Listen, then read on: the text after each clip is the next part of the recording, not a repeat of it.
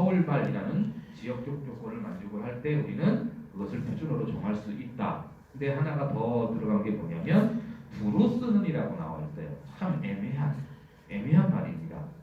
우리 국어의 어휘 중에 가장 어려운 단어가 알맞게, 적당히라는 말이죠. 마찬가지 두루 쓴다. 우리 인구가 5천만이라고 할 때 과연 몇 명 있어야 두루 쓴다라고 할 수 있을까? 애매하기도 하는데, 그 다음에 교양 있는 사람들이 두루 쓰는 현대 서울 말로는 다 표준어냐? 그건 아니죠. 그래서 예외 규정을 두고 있습니다. 맨 끝에 원칙으로 한다가 붙었죠. 그게 바로 예외가 있다라는 이야기입니다. 그래서 표준어를 이렇게 정하고 있는데 이 말을 보면 서울말도 방언 중에 하나예요. 그러니까 서울말도 서울방언이에요. 서울지역어. 전국에 있는 지역어 중에 대표할 만한 것을 선정해서 우리가 표준어로 정하게 되는 거죠. 그래서 그렇다면 왜 서울말을 표준어로 정한다라고 규정을 해놨을까? 아무래도 서울 지역이 교통, 문화 이런 것들이 다 중심이 되죠. 그러다 보니까 전파력도 뛰어나고요. 그렇죠? 보급이 쉽습니다. 그래서 서울 지역어를 표준어로 섞는다 이렇게 규정을 해놓은 건데요. 사실 보면 서울 지역어이지만 표준어가 아닌 것들도 많이 있기는 합니다. 대표적인 게 빈대떡이죠. 빈대떡의 서울말은 빈자떡입니다. 그렇죠? 하지만 표준어는 빈대떡이 다른 지역 방언. 그리고 우리가 잘 아는 멍게라는 말. 멍게의 서울 방언은 우렁쉥이에요. 우렁쉥이. 근데 우렁쉥이를 아는 분들은 거의 없어요. 멍게라고 이야기를 합니다. 근데 멍게나 우렁쉥이는 둘 다 표준어로 또 올라가 있기는 해요. 우렁쉥이도 표준어, 멍게도 표준어 이런 것처럼. 자, 어찌됐든 더 우수하다라고 볼 수는 없다라는 이야기고요. 그 다음에 다섯 번째 서울 방언은 그대로 표준어가 되느냐? 지금 말씀드렸던 부분입니다. 그 화면에 보이는 그 자료가 국립국어연구원 1997년에 이제 조사를 한 건데 서울 토박이 말 자료집에 있는 건데요. 밑줄을 보시면 나가, 먼정, 허던, 있음은, 잠자고 나오고, 인제, 수원, 꺼정, 간다고, 길도 모르지, 댕겨 이렇게 용어를 사용하거든요. 서울 토박이 말 조사인데요. 근데 이런 것들은 우리가 표준어라고 볼 수가 없죠. 이런 것들을 표준어로 바꾸면 이제 다르게 됩니다. 그리고 아까 얘기했던 멍게나 빈대떡이나 이런 어휘들도 보면 서울 지역어라고 해서 모두 표준어가 된다라고 볼 수는 없다라는 이야기이죠. 아주 상식적인 이야기를 제가 적어냈습니다. 다들 아실 거라고 생각이 되고요. 자, 두 번째 충청방언과 문화 그리고 삶이라는 제목을 제가 달아놨는데요. 자, 내가 쓰는 말은 전부 충청방언이냐 과연? 여기 화면에 보시면 그림에 보시면 현빈 아주 잘생긴 배우예요, 그렇죠? 이 사람이 대사를 할 때 기우 그게 지리우 이렇게 이야기를 할 수도 있고요. 확실합니까? 그것이 최선입니까? 이렇게 이야기를 할 수 있습니다. 그렇죠? 근데 우리 충청도 사람들이 들을 때는 위에 것도 좀 친근하게 들려요. 근데 이게 방송에 나갔을 때는 어떻게 들릴 수 있을까? 그래서 내가 쓰는 말들 우리 충청방언을 많이 사용을 하고 있는데 일상에서 잘 들어보면 많이 사용을 해요. 그렇죠? 가린겨, 아니요 이렇게 그렇죠? 근데 이제 공식적인 자리에서는 우리가 표준어를 사용을 하게 되죠.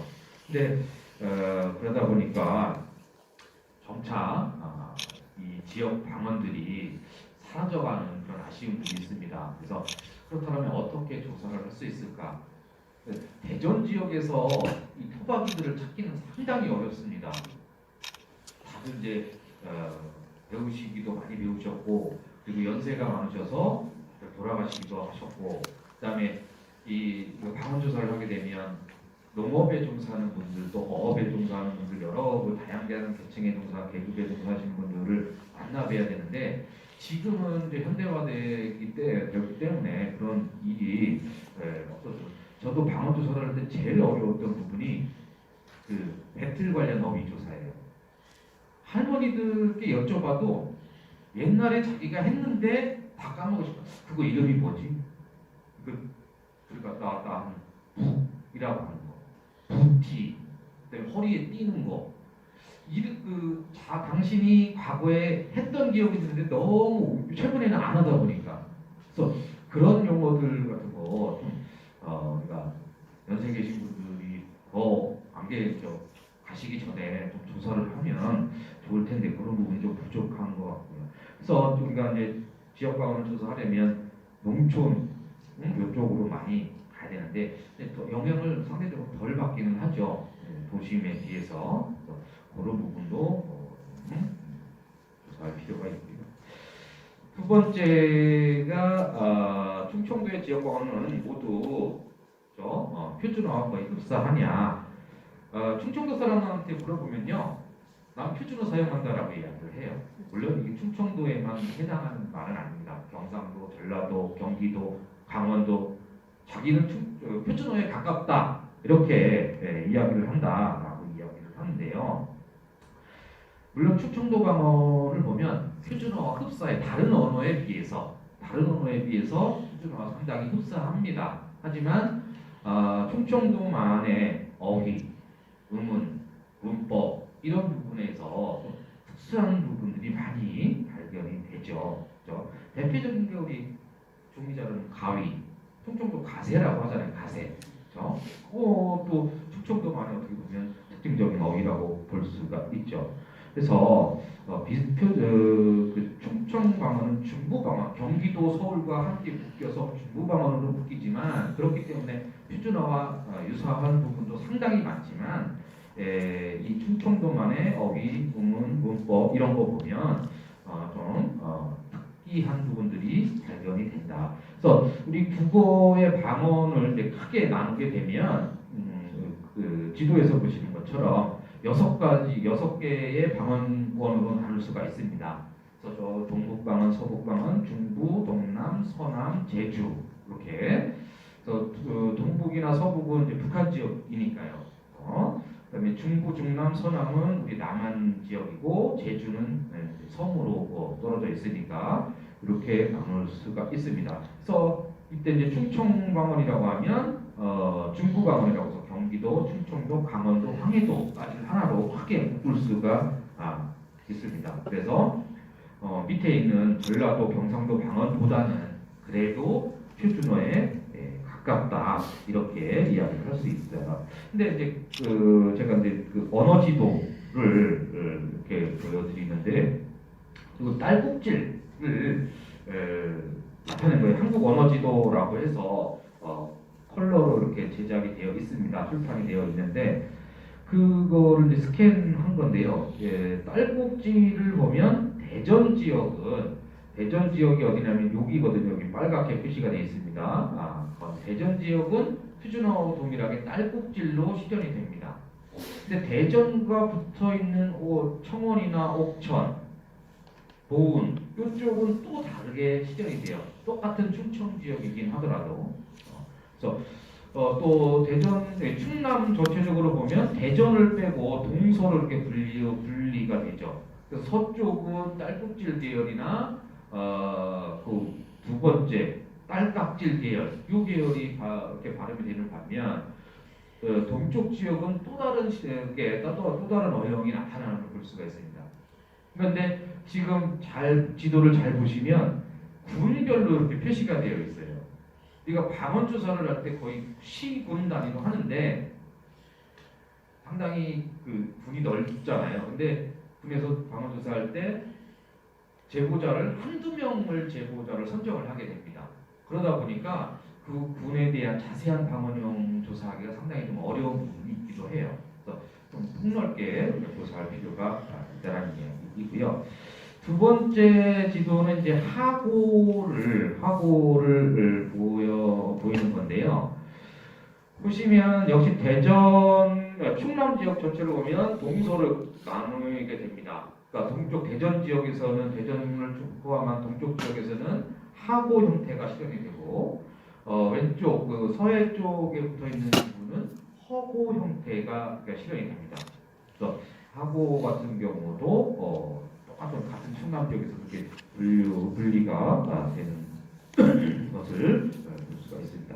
그러니까 이런 제가 두 단어만 보여드렸지만 한국 언어 지도는 어휘들만 이렇게 지도로 다 나타냈어요. 한 어휘 가지고. 그래서 그런 자료들도 첨부를 하시면 전국적으로 방언형이 어떻게 변화가 되는지 또 알 수가 있을 듯 합니다. 어쨌든 충청 방언도 표준어에 가깝기는 하지만 그 나름대로의 특징을 가지고 있다. 그래서 이제 전국적인 지도를 봤는데 그 충북과 충남 그러면 충청의 그 지역 방언들 모두 동일하냐를 보면 첫 번째가 이제 충북 지역의 방언을 구획을 한 건데요. 충북의 이제 시군 현황 왼쪽은 시군 현황이고 요거를 방언권으로 보면 크게 세 개로 나눌 수가 있습니다. 그래서 강원도와 인접해 있는 제천 단양 그리고 청주 충주 증평 이쪽 괴산 그게 이제 가운데 가야 되고요. 옥천 영동 보은 이쪽 이제 남부 3군이 되죠. 이렇게 크게 세 가지로 나눕니다. 그러니까 제천 단양은 강원도 방언의 영향을 상당히 많이 받고 있고, 그다음에 옥천 보은 영동은 경상도 전라도가 다 섞여 있습니다. 이런 특징들을 보이고 있고요. 대전 같은 경우, 충남 같은 경우에는 왼쪽 것처럼 세 개로 나누는 부분들이 있는 반면에 오른쪽 지도처럼 네 개의 방언권으로 구획을 하는 경우가 있습니다. 최근에는 오른쪽 것처럼 네 개의 방언권으로 분화가 되죠.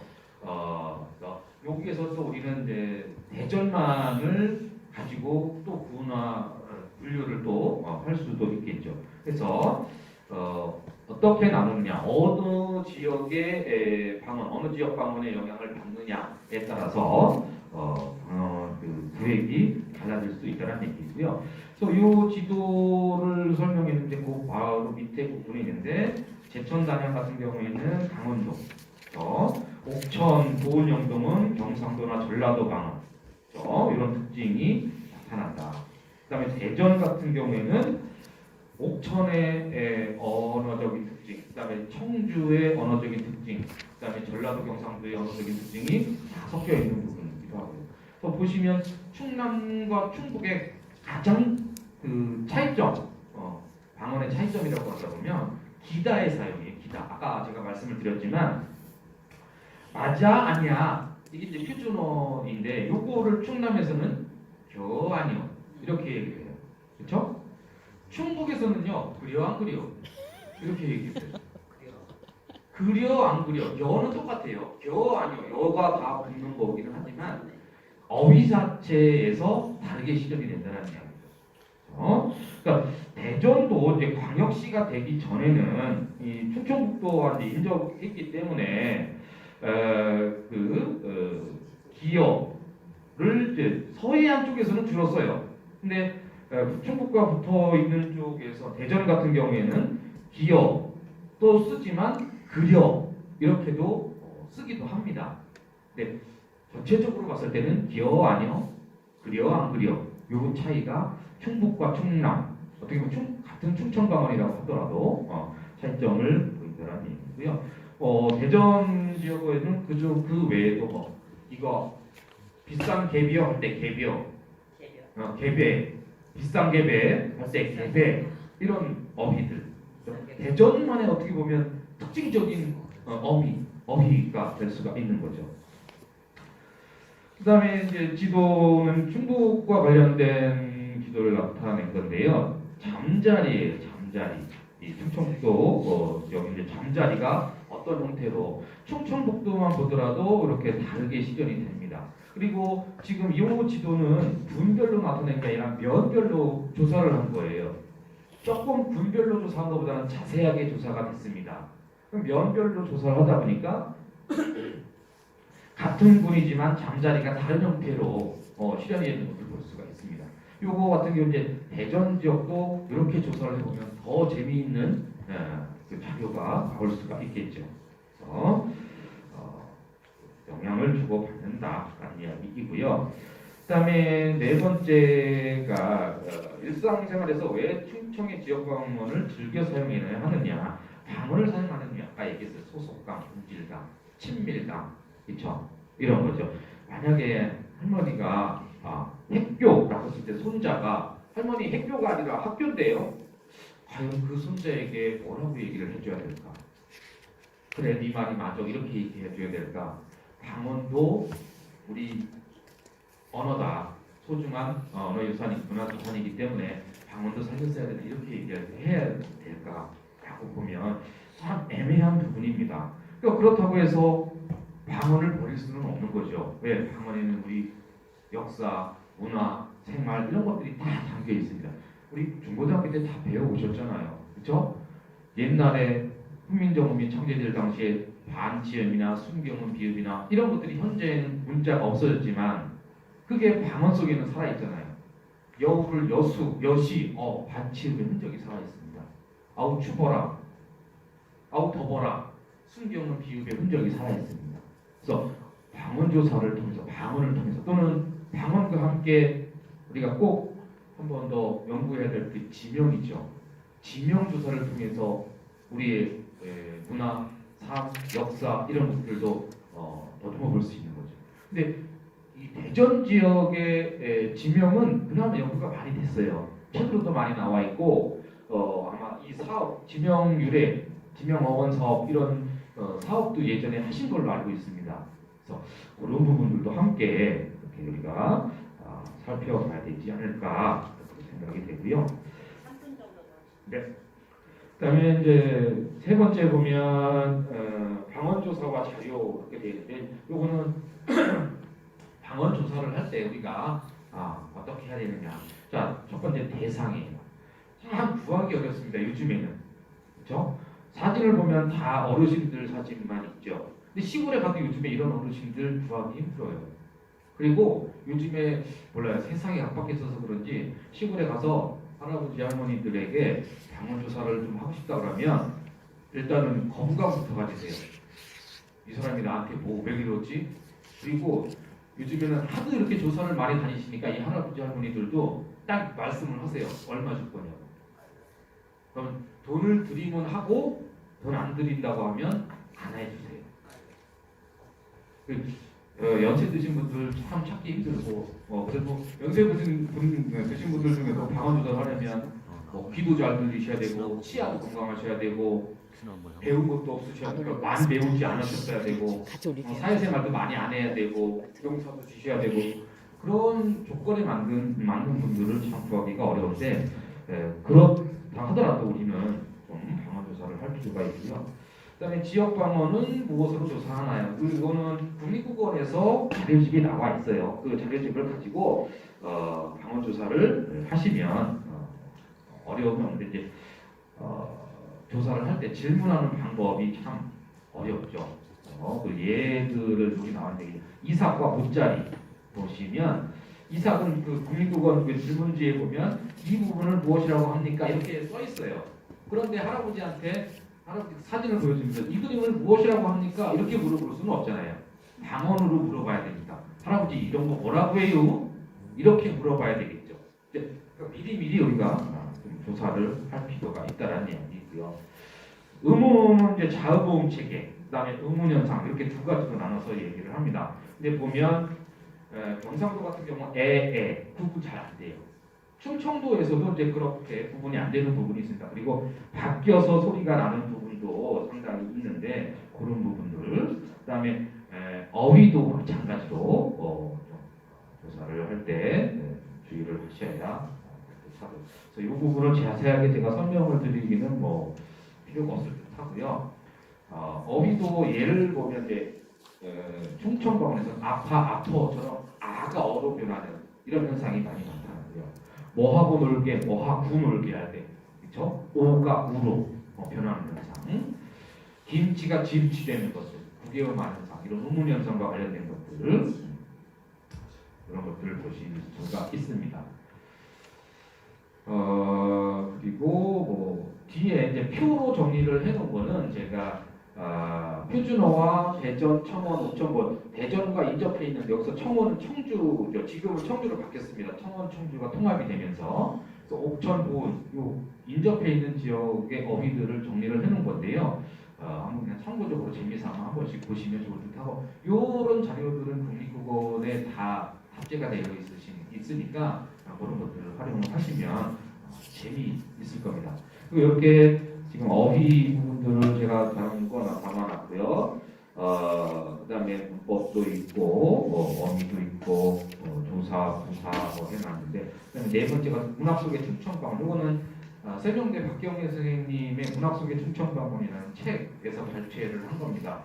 재밌게 읽을 수 있어요. 가마리 같은 에서 시작해갖고 여러 개를 그중에 몇 개만 제가 소개를 하고 있는데 어떤 책에서 어떻게 이 충청방언이 사용이 되고 있는지 그런 걸 정리를 해놓은 거니까 재밌게 보실 수 있을 듯 합니다. 네, 제가 말씀드린 건 이걸로 마무리를 하겠습니다. 고맙습니다. 감사합니다. 충청방언에 대해서 충북대학교 김경렬 교수님께서 발표해 주셨습니다. 감사합니다. 다음은 대전대학교 구로기 묘지 교수님께서 1920년대 대전과 제한 일본인 시인이신 우치노 겐지의 한국 민중 시집을 내용 중심으로 발표해 주시겠습니다.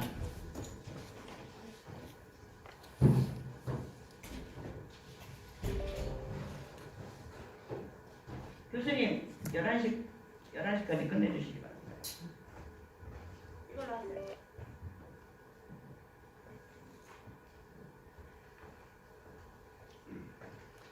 안녕하세요. 대전대학교 일본 언어문화전공 지역교수인 구록이라고 합니다. 잘 부탁드립니다. 오늘 발표 대상이 딱 몇 년 전에 그 대전 동구에 있었던 일본 사람인데 시인입니다. 우치노 켄지라고 합니다. 그분이 아까 그 박 선생님 대마도 이야기하셨지만 대마도 출신이고 거기서 일단 그 교사로서 내흥동에 있는 지금 내정 고등학교가 있습니다. 거기가 옛날에 일제 강점기 때는 내전 중학교.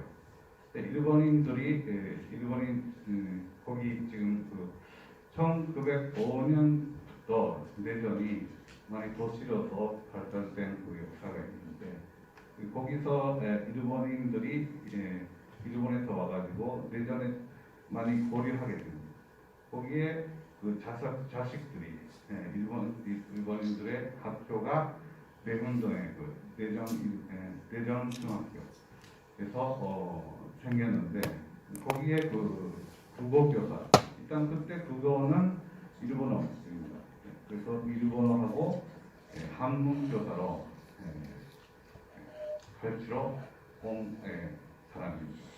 근데 시인이니까 일단 시집을 좀 출간했는데 이게 딱 몇 년 전에 출간됐습니다. 좀 이분이 소개를 좀 지금부터 하도록 하겠습니다. 대전 동구의 잊혀지는 역사.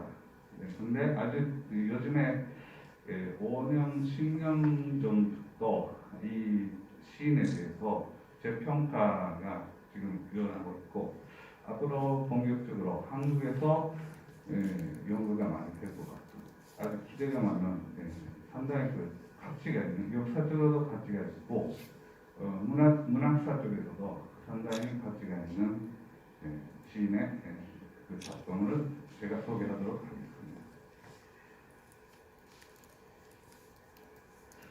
우치노 켄지는 그 대마도 출신이고 일단 히로시마에 있는 히로시마 고등 사범학교 거기 출신 사람입니다. 그 시절에 1920년대에 그 고등 사범학교는 도쿄에 하나 있었고 또 하나가 히로시마에 있었습니다. 도쿄 사람들은 어떤 그 일본 열도 안에서 거기를 졸업하면은 교감 선생님이나 교장 선생님 이런 입장에서 파견되는 선생님들이고 히로시마도 마찬가지지만 히로시마 고등사범학교의 특징은 그 졸업생의 30% 정도가 한반도에 와가지고 거기서 파견받아서 그 거기에 있는 그 일본 사람의 자식들 아니면 한국 사람의 학교에 들어가서 뭐 한국 사람용 학교라든 일본 사람 많이 들어가는 학교라든 뭐 거기 중학교라든 초등학교에 가서 교사로서 파견된 그런 특수한 약간 그런 영향이 있는 학교로서 연구가 알려져 있어요. 그 중에 우찌노 켄지도 그 대전에 오게 된 입단 파견돼서 거기 그 조선 천덕부의 소속으로 교사로서 파견돼서 대전 동구에 지금의 대전 동구에 오게 됩니다. 여기 지도를 여러분 보시면은 여기도 대전역의 중심입니다. 지금 동구에 있는 부분입니다. 거기에 대전역이 있고 대전역은 오른쪽에 사진처럼 나와 있습니다. 아주 큰 서양 모델로 근대적인 모델로서 대전 도시를 만들려고 했기 때문에 그 시설들이 상당히 그 모더니스트 분위기가 좀 있습니다. 거기에서 지금 그 대전역의 중심에 조금 색깔이 들어가 있는 부분은 일본 사람들이 거주지로서 살고 있었던 부분인데 지금 동으로 말하면은 그 중환동, 중환시장 그리고 육점시장 뭐 그런데 좀 많이 일본 사람들이 와서 살고 있었습니다. 우찌노 켄지도 지금에 보면은 육점시장 쪽에 그 당시에 이름에서는 홈마치 입점이라고 하는데 그런 데에서 자기가 교사로서 있으면서 출판사도 만들어서 뭐 문학 활동을 좀 하게 됩니다. 거기서 육전시장에 있는 데서 저기 지도에서는 외훈리라고 이름이 들어가 있지만 제일 밑에 왼쪽에 있는 부분에서 중학교가 있습니다. 차례집을 좀 보셔도 알 수가 있는데 그 중학교가 있는 부분이 여기 대전 중학교입니다. 지금 대전 고등학교가 있는데 거기 사진을 보셔도 알 수가 있는데 상당히 모던 좀 근대적인 소양적인 좀 공부를 하면서 학생들은 일본 자식 그리고 양방 출신의 그 한국 자식들도 여기에서 남자 학생들은 좀 배우고 있었습니다.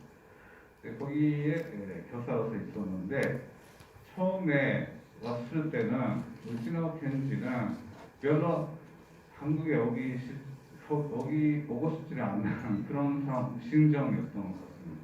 왜냐하면 그 히로시마 고등사범학교를 졸업하고 나서는 그 우찌노 자신은 일본에서 활동하고 싶었던 그런 희망이 있어서 일본의 후쿠오카에 있는 중학교에서 교사 생활을 하다가 아버지가 위정부에 있어서 아버지가 좀 청일 전쟁 후에 전쟁이 일어나고 많이 일본 사람들이 한반도 쪽으로 좀 옮겼는데 그때 사업을 해서 사업해서 뭔가 전쟁에 관한 그 사업이라든가 이런 걸 좀 많이 하면서 돈을 많이 벌려고 했는데 그게 잘 안 돼서 그래서 그 생활을 때 도움을 위해서 대전 쪽으로 일단 한반도 쪽으로 오라고. 왜냐하면 이 시설을 봐도 알 수가 있지만 그 상당히 일본 내의 학교에 있는 것보다 대우가 많이 좋습니다. 그런 대우가 좋음으로 좀 받아서 아버지 요청으로 한국 땅에 오게 됐습니다.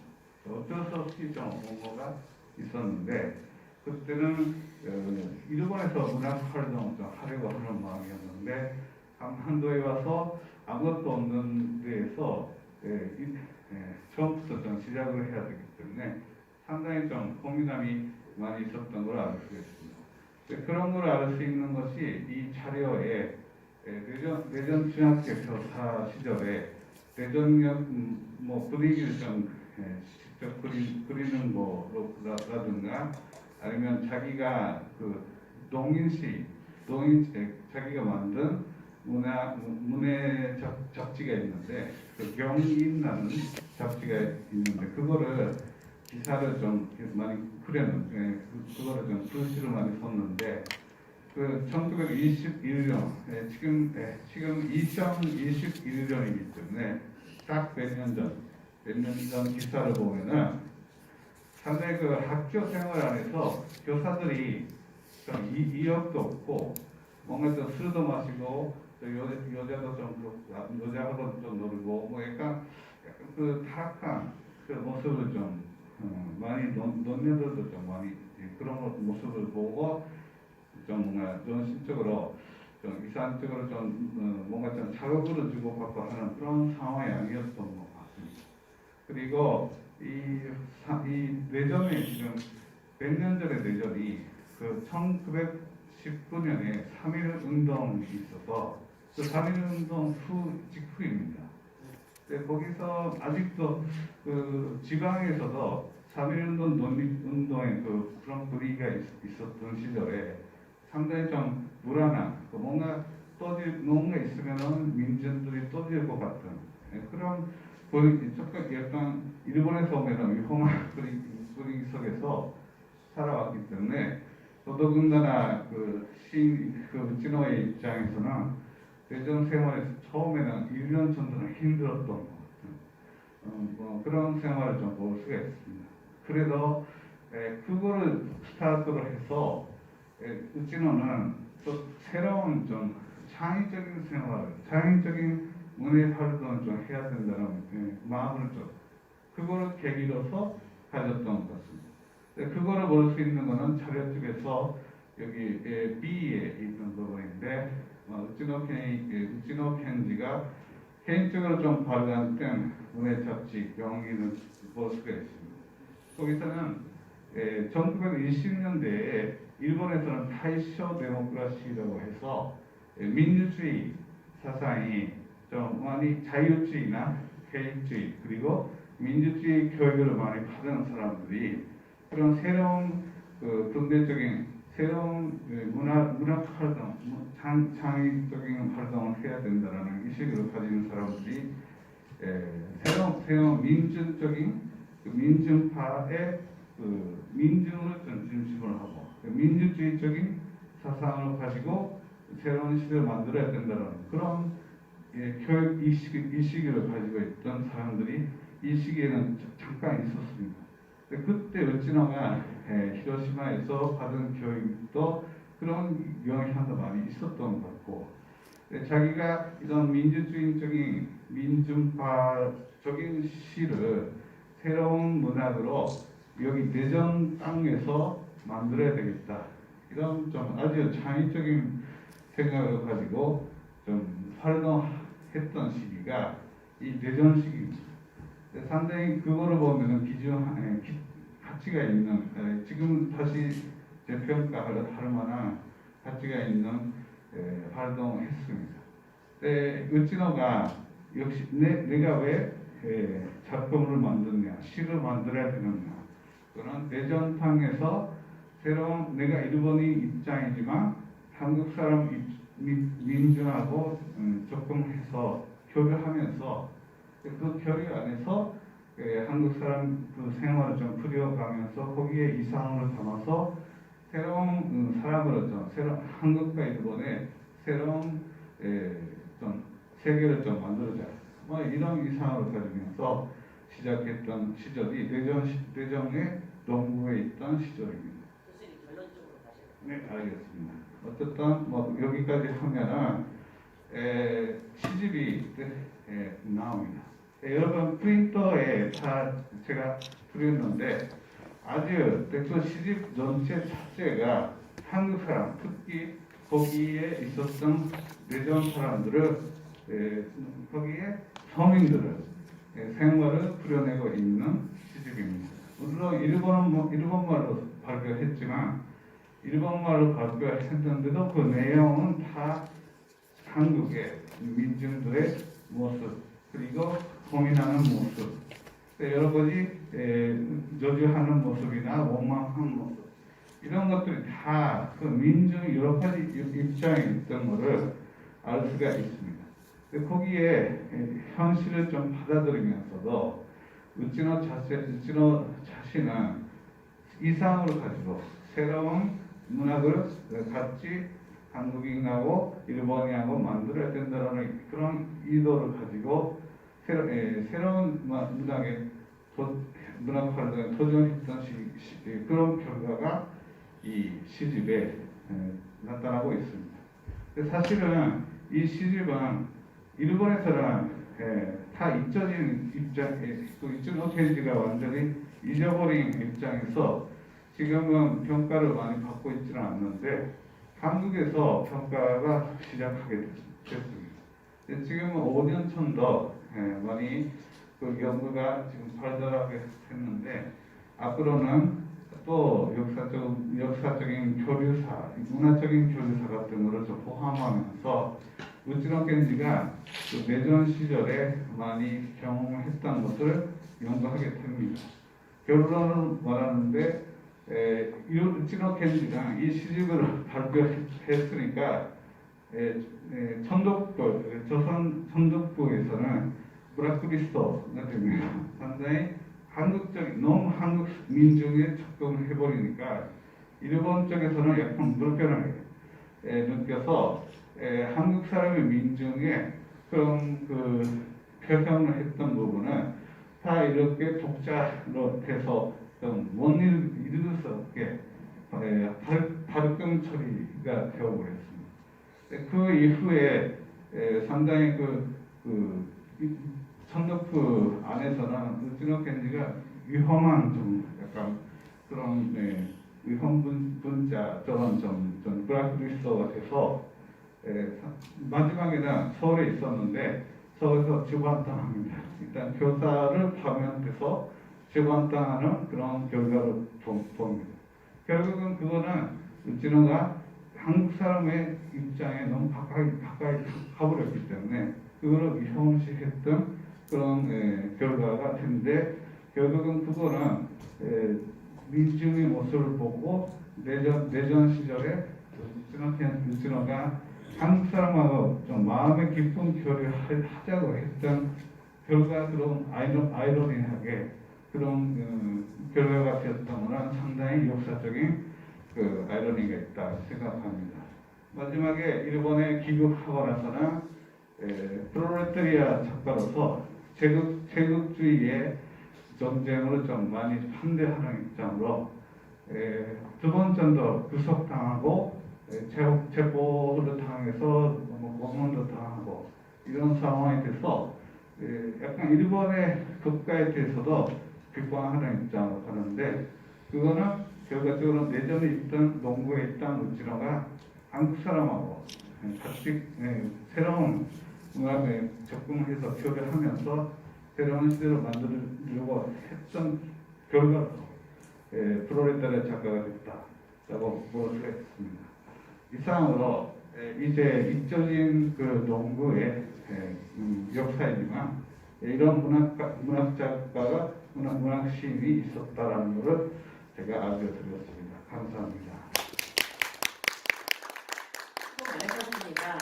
우찌노 겐지 한국 민중 시인에 대해서 발표해 주신 구로 교수님 감사합니다. 다음은 저희 함께 토론하는 시간을 갖도록 하겠습니다. 우성대학교의 김미영 교수님, 충북대학교의 권혜란 연구원님, 그 다음에 국남일보의 김도훈 논설위원님 함께 하시겠습니다. 앞에 자리로 함께 오시면 좋겠습니다.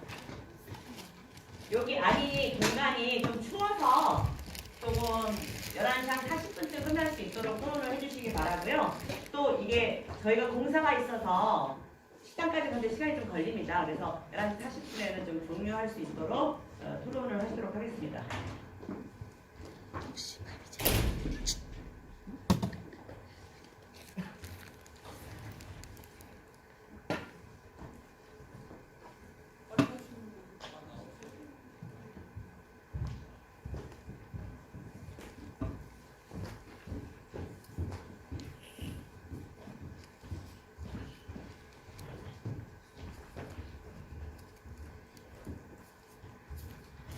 마이크를 이쪽부터 직접 소개를 토론자 소개를 해주십니다.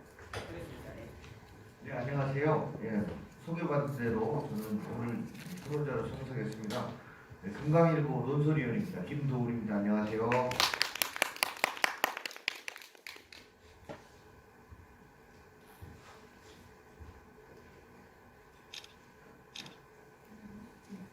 안녕하세요. 조금 전에 소개받은 무성대학교 김미현입니다.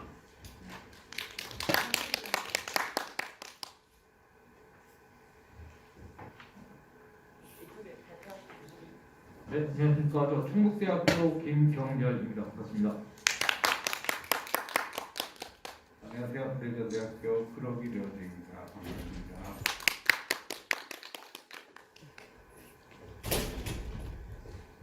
연구원님 소개 부탁드리겠습니다. 네, 안녕하십니까. 저는 충북대학교 국어문학 권혜란입니다. 만나서 반갑습니다. 네, 그러면 5분과 함께하는 토론 시간을 갖도록 하겠습니다. 먼저 우송대학교의 김미영 교수님께서 오늘 내용 발표 내용 보시고 내용을 조금 얘기해 주실 수 있겠습니다. 네. 네네, 아주 제가 질문을 만들어 왔었는데요. 이제 설명 중에 이제 발표하시는 중에 대답이 있었는데, 그래서 3가지 간단하게 질문을 드리겠습니다. 네, 일본에서는 이제 평가가 별로 없었지만 한국에서 평가가 다시 시작이 돼서 좀 인지도가 높아진 작가라고 말씀하셨었는데요. 근데 한국에서 이렇게 이제 발표가 되고 인지도가 높아지면 일본에서도 그 겐지에 대해서는 또 알고 싶어하거나 또 이제 연구를 하는 연구자가 발생을 할 수 있다고 생각을 하거든요. 그래서 일본에서의 평가는 현재는 어떻게 이루어지고 있는지에 대해서 하나 질문을 드리고 싶고요. 네, 감사합니다. 몇 가지. 그리고 이제 검열에 대해서 이제 우치노 겐지가 한국인의 이제 감정이라든가 한국의 생활을 표현을 하면서 이게 금기선이라고 해야 되나요? 검열 대상을 되고 그다음에 이제 금기가 되는데 이 시집에 대해서요. 네, 검열이라는 게 사실은 제가 질문을 드리고 싶은데요. 한국인의 감정과 생활을 또 그거를 표현해서 검열 대상이 된 건지 아니면 시집 속에서 어떤 단어에 의해서 검열 대상이 되는 건지를 한번 제가 물어보고 싶습니다. 여쭤보고 싶습니다. 제가 사실은 어제 이제 이 시집을 다 읽었었거든요. 읽으면서 이 단어 속에서 오는 이 검열이 과연 무엇일까라고 했을 때 벌거품이라든가 검은 그림이 그리워진다라든가 이런 게 이제 한국인들의 그림의 조선민정 표현이라서 굉장히 쓰고 독립도 하고 싶어하고 일본에서 하고 싶어하는 표현들도 있잖아요. 그런 감정 표현이 돼서 검열 대상이 된 건지 아니면 어떤 특별한 단어를 사용해서 어휘에서 오는 검열 대상이 되는지를 한번 여쭤보고 싶고요. 그 2가지입니다. 네, 로비 교수님. 예, 감사합니다. 아주 좋은 지적을 해주셔서 감사합니다. 먼저 우치노 켄지가 처음에는 우치노 켄지 자체가 45세로 일단 전쟁 끝나기 전에 1944년에 죽었기 때문에 사망했기 때문에 그 이후에는 역시 한반도에 있던 문학자로서 그런 역사를 좀 연구하는 거는 많이 좀 약간 금기 있잖아요. 뭔가 60년대, 70년대까지는 그런 거를 좀 그런 시대에 있던 그 문학 교류사라든가 그런 거를 좀 대상으로 연구하는 건 아직도 시기적으로 좀 성숙하지 못해서 좀 그거를 주목하는 연구자는 없었습니다. 그런데 1980년대에 들어가서 정인혜 선생님이 한반도에 있던 일본 문학자, 한국 문학자, 한국 문학에서는 암흑기에 있던 그 시절에 거기에 그 일본 작가하고 한국 작가를 좀 중심으로 해서 연구를 좀 하게 됐고 그걸로 인해서 우치노 겐지가 다시 이런 사람이 있었다라는 걸 좀 평론에서 좀 발견해서 좀 일본에서도 알게 됐습니다. 네, 그거로 인해서 이 책이 있는데 1984년에 우치노 켄지가 그 프롤레타리아 시인으로서 필명으로 아라이 테츠라는 이름으로 했던 그 작품들인데 거기에 우치노 켄지 시대도 들어가서 다 모든 걸 전직으로 해서 하나 1984년에 일본에서 나왔습니다. 근데 그때는 전혀 일본에서는 반응이 하나도 없었고 그때는 그냥 프롤레타리아 시인 프롤레타리아 문학사를 공부하는 사람들은 연구하는 사람들은 거기에 약간 그 하나의 프롤레타리아 문학사 안에서 일부분만 하나의 측면만 우치노 켄지 아라이 테츠를 조금 뽑아가지고 언급을 하는 경우는 있었지만 그래도 대부분 문학자들은 우치노 켄지라는 이름 자체를 모르는 상황에서 이제 일본에서는 거의 다 지금까지 왔습니다.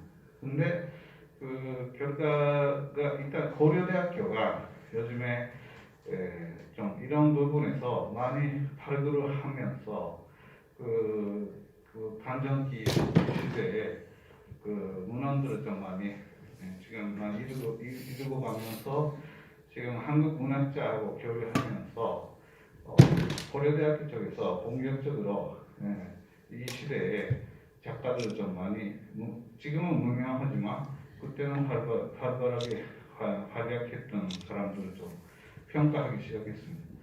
그걸로 인해서 5년 전이나 뭐 10년 전에 뭐 학계에서 또 논문도 좀 나오게 되고 그 시인의 그 내용이 상당히 일본인 입장에 있으면서도 상당히 그 한국인 입장에 가까이에 있는 묘사를 많이 하는 시집이었기 때문에 그런 스타일로 지금까지 좀 남아있는 작품들은 거의 다 없었기 때문에 지금 많이 평가를 받게 됐습니다. 그래서 그 부분에서 일본은 아직도 아라이 테츠, 우치노 켄지의 이름은 전혀 모르는 상황으로 문학자이라도 좀 완전 입적인 상황으로 지금 되어 있지만 한국이 또 작년에 2019년에 우치노 켄지의 오늘 좀 제가 소개드린 시집이 나왔습니다. 네, 이런 시집이 먼저 한국에서 나오기 시작했기 때문에 앞으로는 그런 거를 좀 한국에서 먼저 하고 나서 일본에 관심 가지는 사람들이 되게 많아지지 않을까 그런 생각이 듭니다. 두 번째 질문인데요. 공멸에 관해서는 지금 선생님 교수님 말씀하신 것처럼 두 가지 측면이 있습니다. 역시 그 주소에 대한 한국의 민중의 전체적인 일단 한국 민중에도 여러 가지 입장이 있는데 그 입장 약간 일본적인 입장 사람의 심정도 그려내고 있고 아니면 완전히 저항해서 이 사회는 다 태워야 된다 이런 식으로 하는 입장에도 그런 모든 그 시절에 있던 한국 민중들의 심정을 좀 여러 각자의 시점에서 담아내는 그런 부분이 있습니다.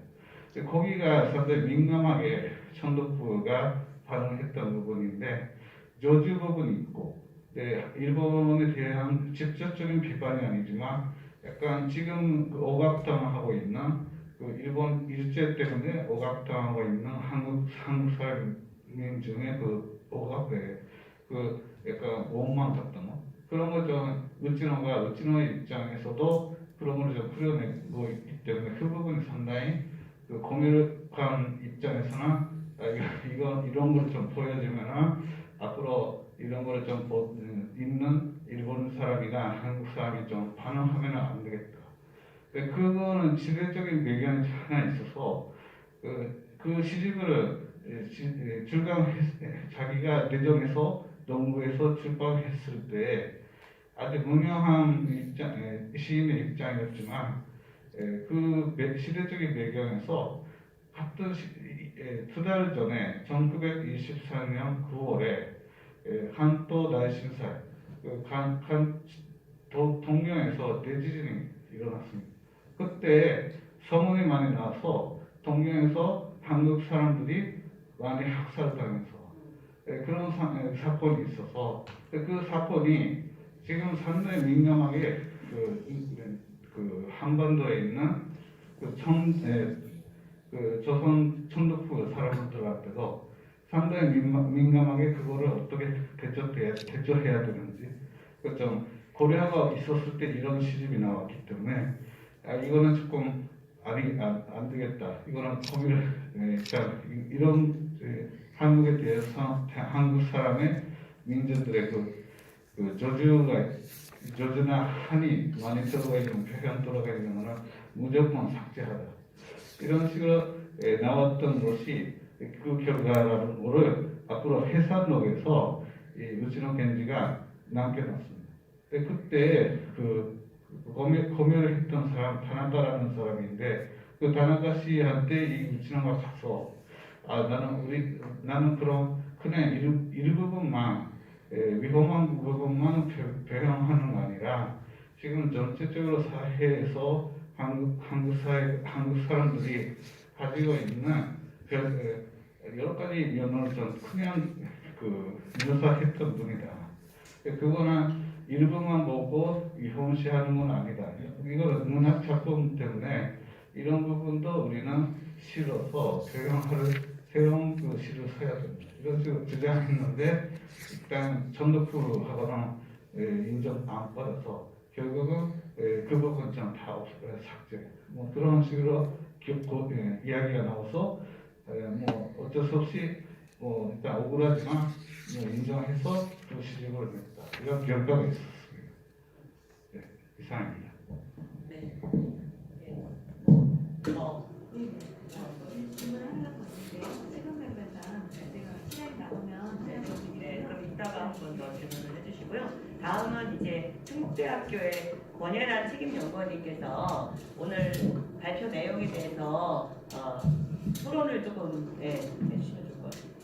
저는 충북대학교 김경준 교수님께 질문하겠습니다. 사실 제가 충북대학교공원에 근무하지만 대전 시민입니다. 대전 시민으로서 굉장히 이런 자리가 반갑고 필요하다고 생각을 합니다. 저도 세 가지 질문을 준비를 했는데 발표 중에서 이제 제가 원하는 답을 들어서 두 가지나 질문을 하겠습니다. 첫 번째는 어느 지역의 언어들이 간에 방언사적인 역사성이 있습니다.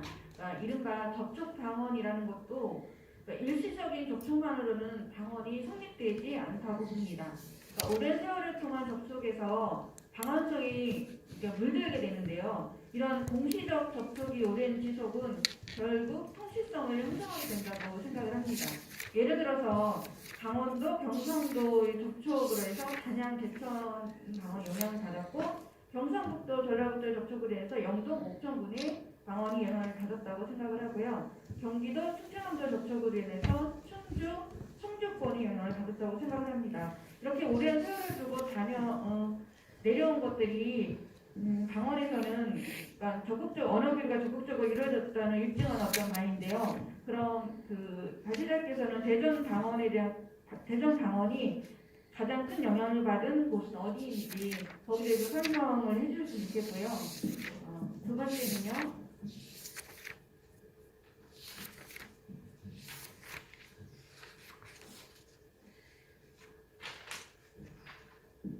아까 발표자께서는 대전 서구의 방언조사는 활발하게 진행이 되었는데 대전 동구의 방언이 진행이 미흡하다고 봤는데요. 사실 질명 연구나 방언 연구가 굉장히 시급하다고 느끼는 거는 연세에 드신 분들이 돌아가시면 사실 할 수 없는 작업입니다.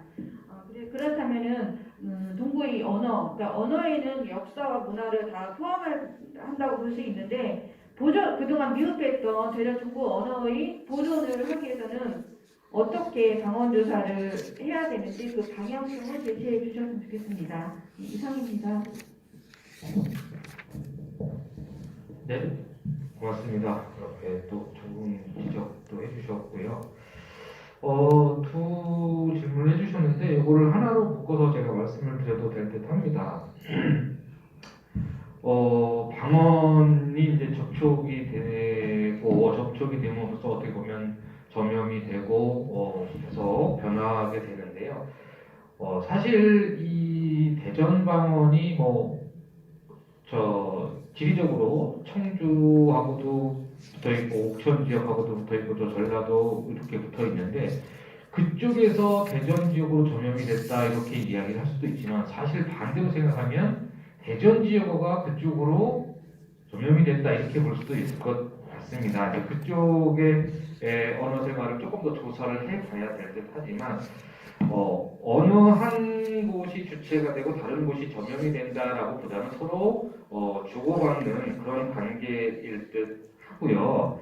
그래서 이렇게 방언이 계속 요즘에는 이제 사회가 발달하고 교통 문화가 발달을 하면서 이게 더 심화가 되죠. 그러면서 언어의 그 변화 주기가 상당히 짧아지고 있는데 이에 따른다라면 이 방언 조사가 좀 주기적으로 좀 더 자주 우리가 실시를 해야 될 필요성이 있지 않을까.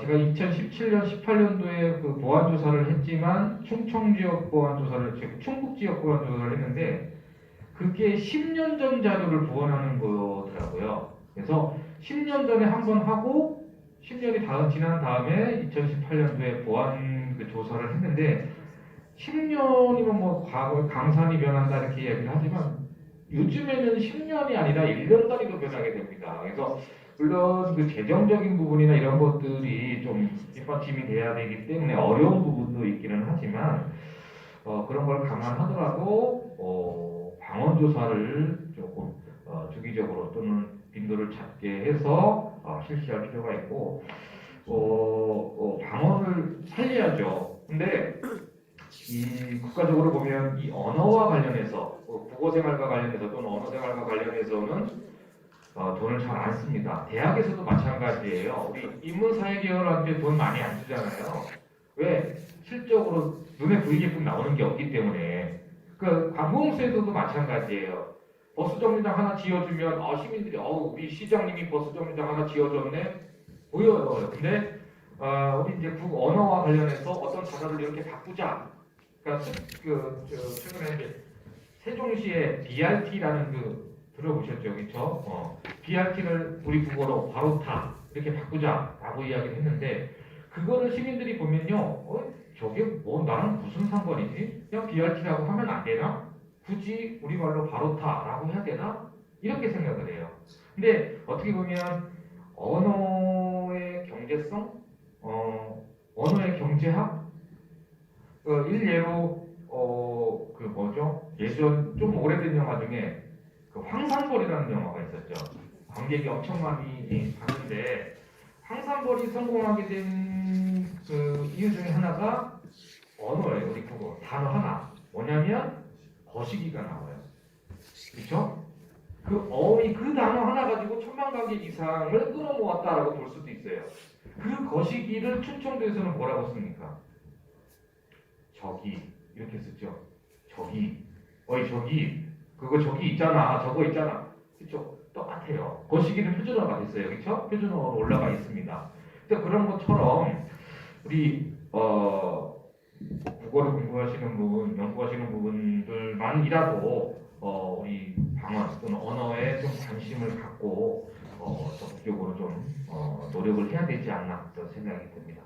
답변이 되어 있는지 잘 모르겠습니다. 고맙습니다. 네, 감사합니다. 다음은 금강계고 논설위원이신 김도훈 논설위원님께서 오늘 발표자분들께 뭐 질의사항이라든지 토론할 내용이 있어 함께 생각할 수 있는 내용이 있으면 말씀해 주시기 바랍니다. 예, 반갑습니다. 지금 보니까 저만 학교에 있는 사람이 아니네요. 다들 학술적으로 말씀을 해주셨는데 저는 입장을 조금 바꿔서 풍년적이고 사회문화적인 입장에서 말씀드리고 질문 한 가지 드리겠습니다. 다들 아시다시피요, 대전이라는 도시가 1904년도 경부철도가 개통을 하면서 이제 생성된 도시입니다. 그 이전에는 전제가 없습니다. 그래서 이 근접한 지역에 이제 그 그 회덕이라는 대덕구 회덕 지역하고 저 서부 쪽에 이제 진장, 네, 이제 조그만 현이 있었죠. 네. 그러다가 대전역이 생겨나고 또 여기에 곁들여서 10년 후에 호남선이 개통을 하는데 마침 분기점이 대전이 되고 그러면서 비약적인 발전을 해서 불과 100년 사이에 이제 충청권의 수부 도시가 되는 건데요. 여기도 이제 지켜보면 말씀드린 대로 1910년부터 60년까지 약 한 50여 년 동안은 동부 중심입니다. 대전천이 중심으로 이제 이 도시가 발달을 하죠. 그러다가 도시가 계속 팽창을 하니까 1960년대부터 90년대 약 한 30년 정도를 이제 대전천을 벗어나서 유등천으로 도시가 확대됩니다. 그래서 유등천 시대를 맞죠. 이른바 중구 시대가 열립니다. 그리고 나서 1990년대 이후에 서구와 유성구가 본격적으로 개발되는 갑천 시대를 맞는다. 이렇게 저희가 분석을 하고 있는데요. 이렇게 도시가 외연이 계속 확대되면서 이 대전의 정말 원류라고 할 수 있는 이 대전천 중심의 동부 지역이 계속 소외되고 있거든요. 그러면서 젊은 층들이 신흥 개발지인 서구와 유성구 쪽으로 계속 이동을 하면서 동구는 낡은 도시, 노인들이 사는 도시, 발전이 없는 도시 이런 굉장히 그 폐쇄적인 이미지가 구축되고 있습니다. 그래서 주민들 스스로가 동구는 활력도 없고 경쟁력도 없고 이런 패배의식, 소외의식이 상당히 팽창해 있다고 저는 봅니다. 그래서 이런 분들에게 지역적으로 지역적 자존심을 갖게 하고 회복시켜 드리는 것이 굉장히 중요하다고 생각을 합니다. 그래서 이제 대전천, 유등천 시대를 거쳐서 이제 3대 하천을 따라서 갑천 시대가 지금 열려가지고 서구 유성구 중심의 개발이 이루어지고 그쪽에 역량이 집중되고 있는데 이제 갑천 시대를 끝으로 대전의 도시 외곽 팽창은 더 이상 없다고 봅니다. 저는 이제 가로 막혀 있어요 다. 그래서 다 개발이 끝났고 그러다 보면 결국은 외연적인 확장이 이제 멈춰서고 다시 유턴해서 동부 쪽으로 와서 원도심의 개발이 도시 개량이 이루어져야 진정한 경쟁력을 회복할 수 있다고 생각을 합니다. 그래서 그런 개발과 개량 이런 외형적인 면도 중요하지만 이 지역 분들이 자존감을 회복하는 것이 저는 훨씬 중요하다고 생각을 합니다. 그런 의미에서 다양한 주민 교육, 이런 학술 대회, 주민 설명회 이런 것들이 수시로 전개돼야 된다고 생각을 하는 사람이고요. 그런 의미에서 이 대전대학교 인문도시 사업단이 벌이고 있는 인문화 사업은 정말 앞으로 이 지역적 자존심을 일깨워주는 좋은 행사가 될 거라고 생각을 합니다. 그래서 제가 제3자지만 굉장히 오늘 지켜보고 정말 좋은 행사다. 지역민의 자존심을 회복하는 계기가 되겠다는 생각을 했습니다. 소감을 말씀드렸고요. 저도 김경렬 교수님께 짧은 말씀 여쭙겠습니다. 예, 겨아니요, 리왕그려. 네, 진짜 그 인상 깊게 맞다 그 생각을 했고요. 앞서서 그 권영권님께서 제가 질문하고 싶은 걸 많이 해주셨어요. 추가적으로 여쭈면 사투리는 주고받거든요. 인접한 지역. 그러다 보니까 대부분 이제 삥 둘러서 인접 지역, 뭐 서천부여 같은 경우에 전라북도 말 비슷하게 쓰고요. 하다 보면 그렇다면 이제 이 충청도 원류 가장 그 원형이 제대로 남아 있는 데가 어딘지가 제가 좀 궁금하고요. 그다음에 이거는 이제 또 하나는 이제 이 언어라는 것은 고저장단이 있지 않습니까? 고저장단, 그다음에 이제 억양, 음색 이런 것들이 언어 연구에 굉장히 중요한 부분이라고 생각하는데 멍게를 우렁생이라고 한다는 건 기록이 가능하지만 이 억양은 기록이 안 되잖아요. 그래서 그 사투리 연구에서 그 억양이나 고저장단 이런 거 어떻게 하는지 좀 궁금하고요. 그다음에 교수님께서 발표하신 거 들어보니까 이 사투리 분야에 대해서 내공이 굉장히 있으시다는 생각을 했습니다. 여기 대전권, 충청권에서도 이렇게 사투리에 대해서 굉장히 열심히 공부하시는 분들이 계신 거죠? 예, 그거 좀 여쭙고 싶습니다. 네, 고맙습니다. 이렇게 또 관심을 가져주셔서 감사를 드리고요. 충청 남도만을 본다면 충남의 그 방언, 지역 방언이 그 특성이 잘 남아 있는 부분은 저쪽 서해안 지역이 아닐까. 왜냐하면 이 대전만 하더라도 과거에는 이제 광역시로 승격되기 전에는 이 지역 분들 위주로 이제 생활을 하게 되지만 승격이 되고 그다음에 도로 교통이 발달하면서 외지인들이 많이 들어오게 됩니다. 그러니까 우리나라에 광역시가 여러 개가 있지만 그 중에 특히 외지인이 많은 곳이 이 대전이에요. 유성과 둔산동, 그 국책기관들도 많이 들어가 있고 그러면서 이쪽 그러니까 충남을 보면 동쪽은 그나마 많이 변하게 돼요. 표준어화가 많이 진행이 됩니다. 근데 서산, 서천 이쪽 서해안 쪽으로 가면 아직까지도 좀 충청 방언의 특징이 많이 남아 있고요. 사람들이 얘기할 때 충청 방언의 특징 중에 가장 큰 특징이 뭐냐라고 물으면 느리다라고 얘기를 하잖아요.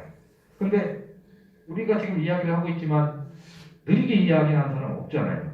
그렇죠? 이런 거 보면 진짜 속도, 고저, 장단 뭐 이것도 말씀하셨는데 그쪽 서해안 쪽은 그 충청도 방언의 특징이 좀 제가 생각하기에 개인적으로 조사를 해보면 좀 느리게 남아있고 특징이 많이 남아있는 듯 하고요.